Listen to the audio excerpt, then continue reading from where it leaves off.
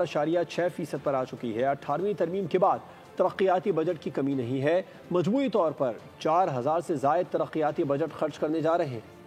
قومی اقتصادی سروے کا اجرا ہو گیا۔ وفاقی وزیر خزانہ محمد اورنگزیب نے بتایا کہ عالمی مجموعی پیداوار کی شرح میں کمی آئی۔ Global G D P growth 2.8% ہے، جبکہ ملکی مجموعی پیداوار میں اضافہ ریکارڈ کیا گیا۔ جی ڈی پی میں یہ اضافہ معاشی ترقی کی علامت ہے۔ گلوبل گروتھ 2023 میں 3.5% تھی، 2024 میں 3.3% ہوئی، 2025 کا آیا ہے is down to 2.8%. تو یہ ایک gradual recovery ہے and from my perspective is the right way to go about it in terms of focus on sustainable growth.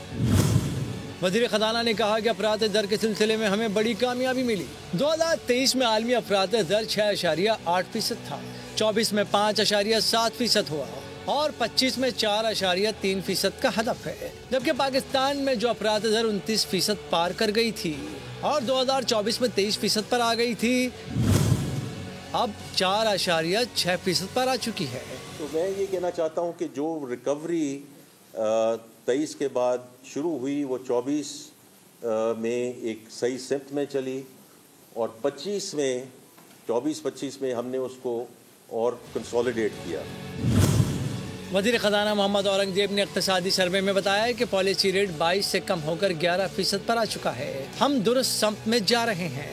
Policy rate جب اس وقت ہم بات کر رہے تھے اس وقت 22% تھا، اور اس کے بعد اوبیسلی جون میں جو MPCs ہوئیں اس میں سے پھر بتدریج یہ انٹرسٹ ریٹ کو اور پالیسی ریٹ کو کم کرنے کی ابتدا ہوئی، جو اب 1100 بیسس پوائنٹس ریڈیوس ہو چکا ہے۔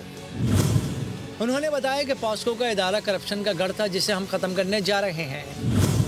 ملک میں فوڈ اسٹوریج کا بہت بڑا ایشو ہے۔ پنجاب میں الیکٹرانکس ویئر ہاؤس بنانے شروع کر دیے ہیں، جس سے آڑھتیوں کا کردار ختم ہوگا، کسان کو بہتر قیمت ملے گی۔ وزیر خزانہ نے بتایا کہ عالمی کریڈٹ اداروں نے ہماری ریٹنگ میں بہتری کی۔